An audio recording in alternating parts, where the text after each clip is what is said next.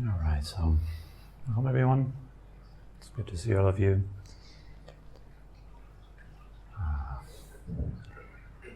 So today we have a question from Kaisa, and she asks, I have a question. It is about vulnerability.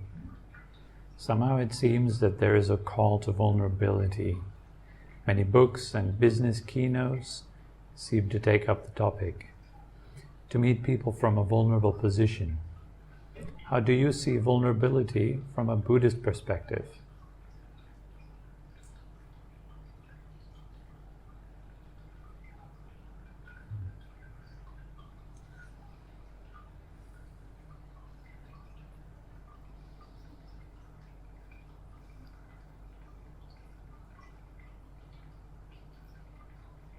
How do you see vulnerability from a Buddhist perspective?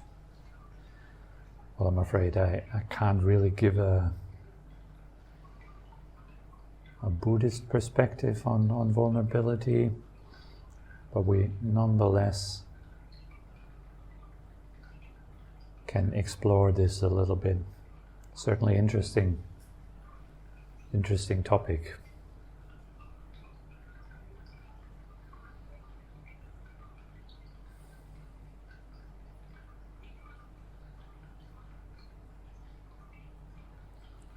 So one thing that seems definitely to be associated with vulnerability is that it's a good thing, right?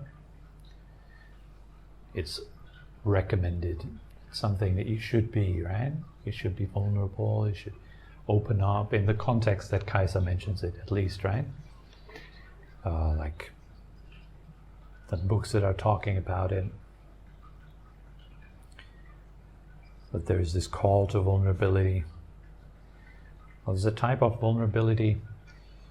I'm just wondering, why would it be that there would be such a call to vulnerability? Well, the only reason why this could be,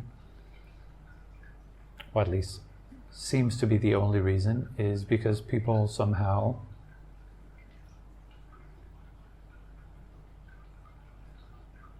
seem to feel that there's a need to opening up a certain protective layer of themselves, maybe somehow, something like that. So that we usually guard ourselves, we keep our guard up, we project an image of ourselves to the external world which is strong, which is happy, which is good, clever, wise, intelligent. Well, particularly with social media and so forth, this is very easy, right? You can show yourself as being very leading like a great life, like as if everything was perfectly fine with you. You'd be totally happy. You have a great life. And actually, quite the opposite is the case for a lot of people, isn't it? We actually seem to, as is very often, I meet a lot of people, right? I work together with a lot of people every day, and so in the course of such work, you get to hear a lot of people talk, right? And open up. And talk about their life and their problems. And while you may meet them on the street and have a little chat about the weather and about the family and work and so forth, they may seem like they hold themselves together really well. They're doing really well. Everything's good with them, right? Their life's great. They're doing great. They're happy, they're healthy, they're working out. But how it looks deeper inside, we can't really tell, right? You can't, by just seeing someone standing in front of you, you can't really tell. Like, what's going on in there? Like, what hardships have you been through? What have you seen in your life? What have you experienced? What pain have you gone through?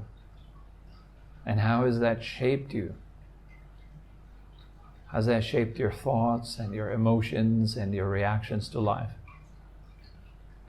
We can't really see that. So instead, all we really ever see from other people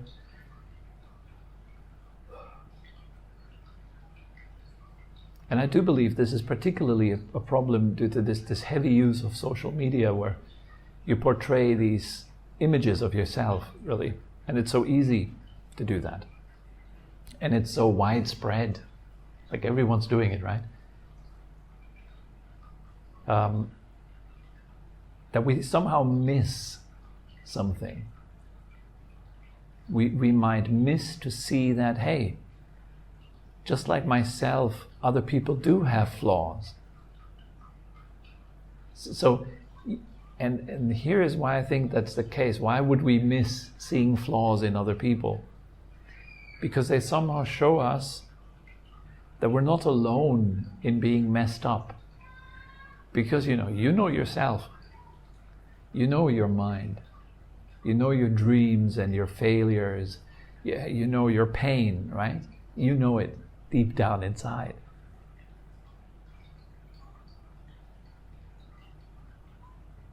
But it's not really popular to share these kind of things. And we're really afraid of sharing them. Like sharing something that genuinely makes you scared of sharing. Like I can't possibly tell this to other people because it would ruin me. It would destroy me. They would all think I'm crazy. They would all think that, what's wrong with this guy? Right? If I would truly show myself for who I really am, would I still be loved? And so we kind of deal with this in a way of creating this wall around ourselves that looks really nice and that is accepted by other people and is liked by other people. But this is inauthentically relating to others, right? You can't really relate to someone if you're only relating to their projected image, to their mask. Right?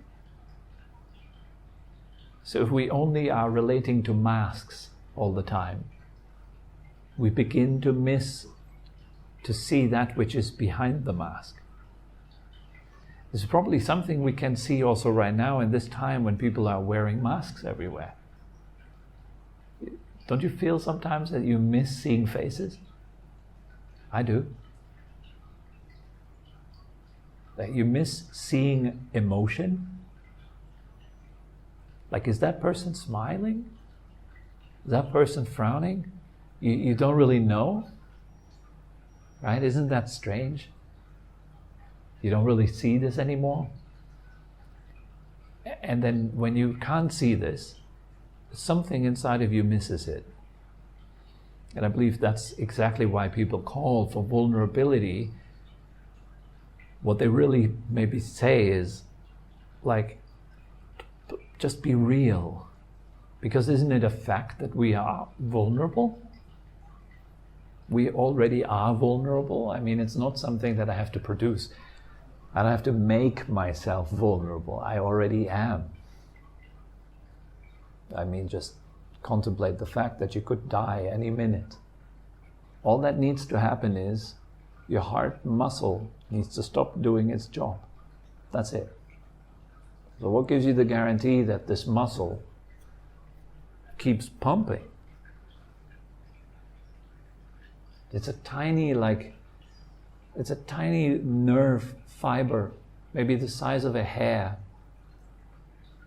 that makes the whole thing go in the right way. What tells me that this doesn't suddenly stop? It's not unheard of. And all the other, things that are going on in the body, let alone outside things like viruses and I don't know, whatever kind of thing, like mosquitoes that could bite you, and then you end up having dengue fever and it turns around your whole life. And so we are quite vulnerable, not only physically, meaning you could be hurt or you could die very easily. So easy. We're very fragile beings. But mentally too, isn't it? Mentally, emotionally, we're very vulnerable actually. Can be so easily attacked. Sometimes all that is required is somebody looking at you the wrong way. Just giving you the look. Just a little look. And it upsets you the whole day long, or maybe even a week. Or a little comment on Facebook. It means nothing. But it gets you going the whole day. You think about it, right? You contemplate, how could I answer to that? It's like it's penetrated to the deep layers of you. It shows you how vulnerable you are. Every time you're angry, you're vulnerable. There's an open wound.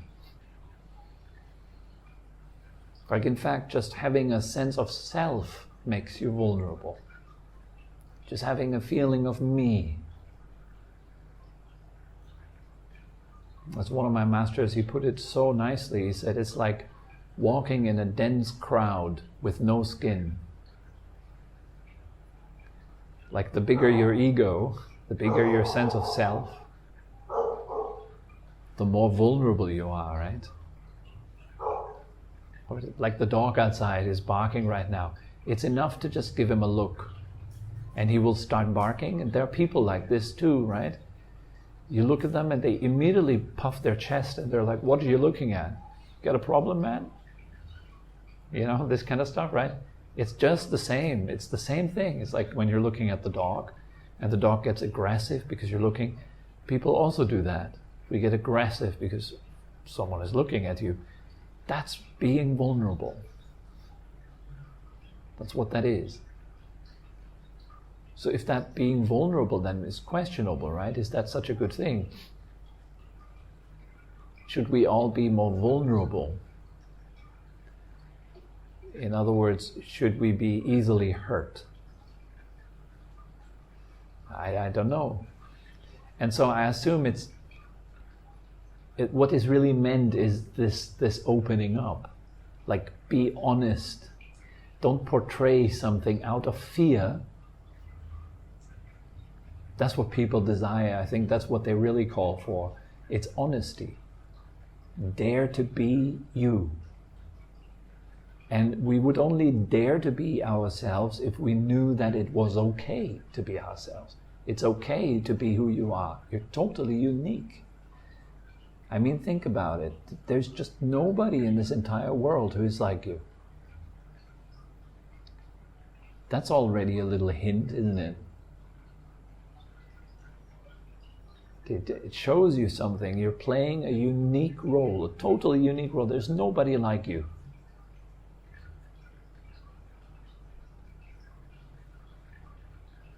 So why do we have such a hard time being ourselves? And why do we need to portray so many things? Why are we dishonest? You know, why do we hide?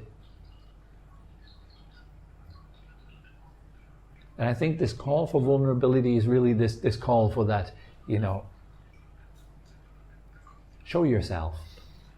I want to talk to you without a mask. I want to see who is really before me. I don't want to see a front. I want to see some sort of nice image.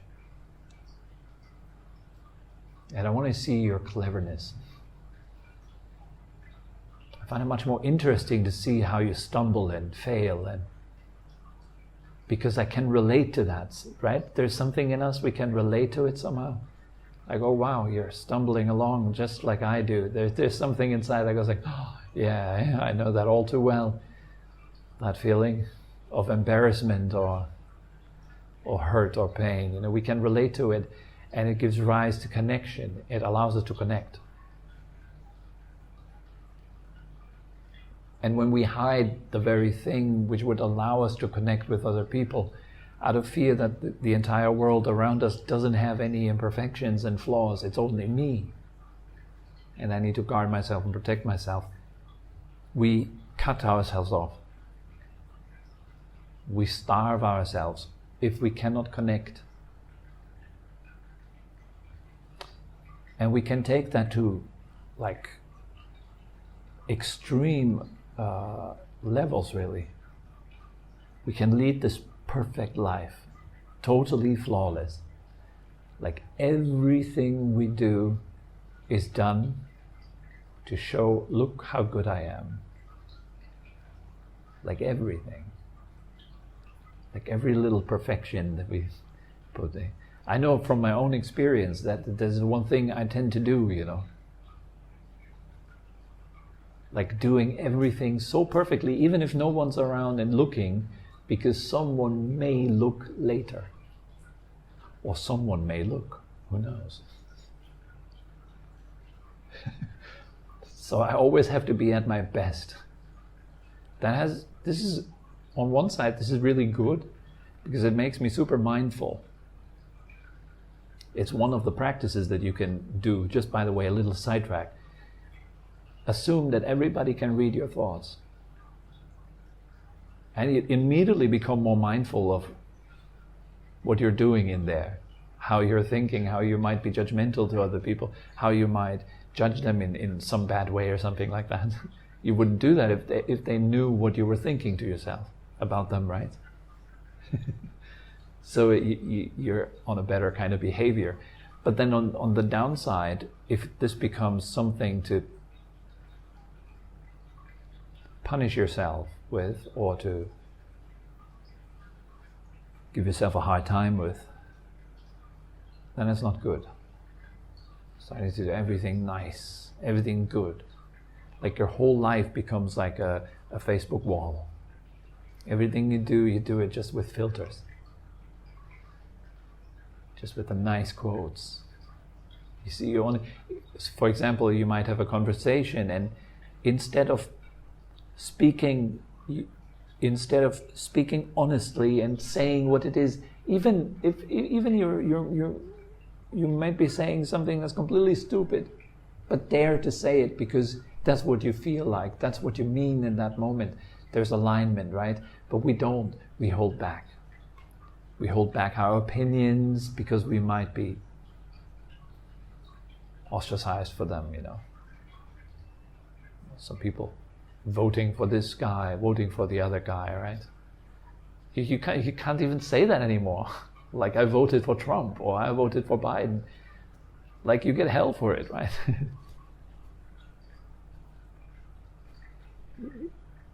Even though you may really feel like, well, I hate masks, they're really suppressing me.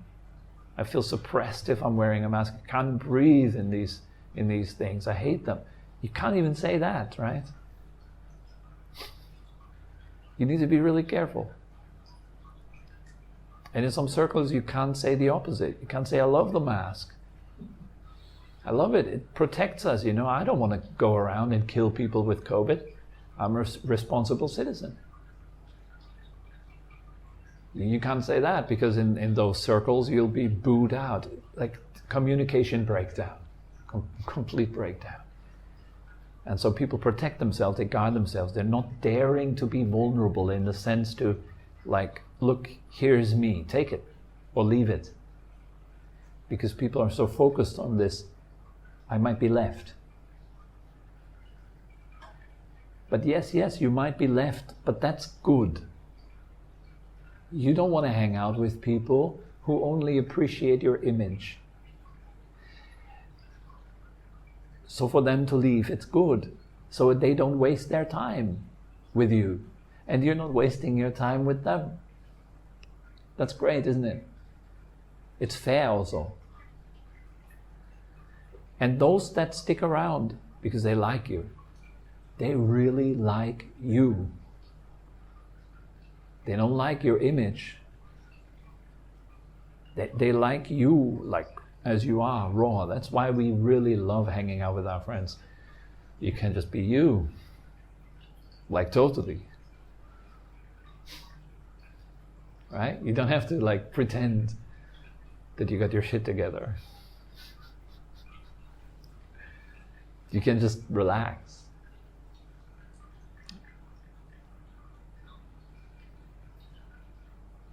and you're accepted. And so maybe that's what's behind this call to vulnerability, a call to more openness and sincerity. People seem to miss that. Like, hey, dare to be you, it's okay. Let's have a conversation. It's all right, I'm not rejecting you, I'm rejecting your opinion. There is a difference. Right? Hey, I'm not rejecting you, I'm rejecting your picture. Or what you did. I don't agree with that. Is that okay? Sure, it should be okay, right? And we need to relearn that, I think. That's that vulnerability that I would say is useful. Like, go out there, dare to be you. Ask questions, sometimes you're not sure, Say it, hey, I'm not sure, I don't know what I'm talking about. Do you know this and that? Can you help me out? It's all right to ask. It's okay to make mistakes. It's okay to not know everything. In fact, it's really nice because people love to help. They love to connect with you, It's like rediscovering life after the internet, almost. That's how I imagine it. It's like, wow, okay, it's okay to have opinions, and it's okay to debate, it's okay to talk, and I don't have to always be right, and I don't have to always look good, and I don't have to always feel great. That's freedom. And in freedom you can find truth. And truth sets you free. That's precisely why that is said. If you can be truthfully, unapologetically you are already free, You don't have to pretend anything, you don't have to wear all these different layers of clothes and masks and stuff. You can breathe freely. It's an unbelievable relief. It's one of the really nice practices that I'm doing since a long time already. Just slowly approaching it, doing it bit by bit, but learning that it's okay to mess up and doing it on purpose, like entering a conversation which I would have not entered before. And then commenting on something where I would have said, just forget it. It's not worth it. But just maybe going the extra mile and putting myself out there, because the real reason for me of abandoning the conversation is fear of messing it up. It's all right to mess it up, no? It's okay. So I tell myself, and I go in, and I'm being vulnerable like that. Same with these sessions here. I don't know what I'm talking about. I'm just exploring, right? I'm just sitting here, I'm just thinking a little bit about it, which was not possible before for like many years, like 8 years or so ago. I could not have done that. Impossible. I had this high expectation of myself. I'm here, I'm teaching really important stuff. I need to really know what I'm talking about. I really need to. That's an illusion. I don't know if there's anyone in this world who really knows what they're talking about. I think there's a lot of people who share their experience, and some of the experience that they share is very useful to a lot of people.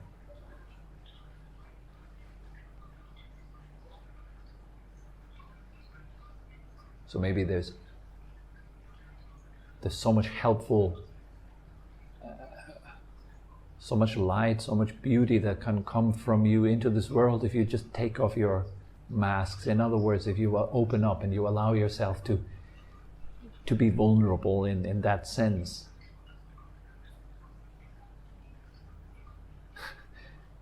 I don't think it means like going around and like crying about everything, right? Just being unhappy with everything and being annoyed by everything, becoming a bigger victim.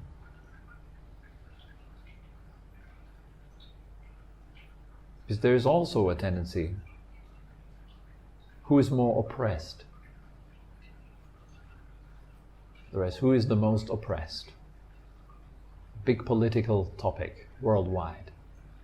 Who's got it harder? Like we because we're black. We because we're gay. Like who has the bigger problem, right? They need more compassion. Please give me more attention, more compassion. Help me, look at me. I deserve, because I'm so vulnerable, I deserve all your attention. I deserve a lot. I don't want to do so much, but I deserve a lot. That's not the type of vulnerability I'm talking about. That is more like a celebration of a victim mentality. It doesn't help people. It creates a lot of pain, obviously. Just need to turn on the news, right? And that pain is very, very much there in us. And I think the vulnerability that would be helpful in that case would be seeing your pain and not running away from it and not blaming others for it, but owning it up. I'm in pain, so let me deal with it. Let me accept it. For that you have to be vulnerable. You have to open up to your pain, your own anger, your own hurt. That's quite something. But it's of course more difficult than blaming others.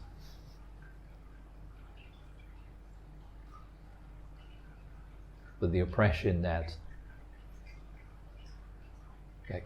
oppressing ourselves, in a way, stopping that, opening up to that, seeing that, like that, so we can heal.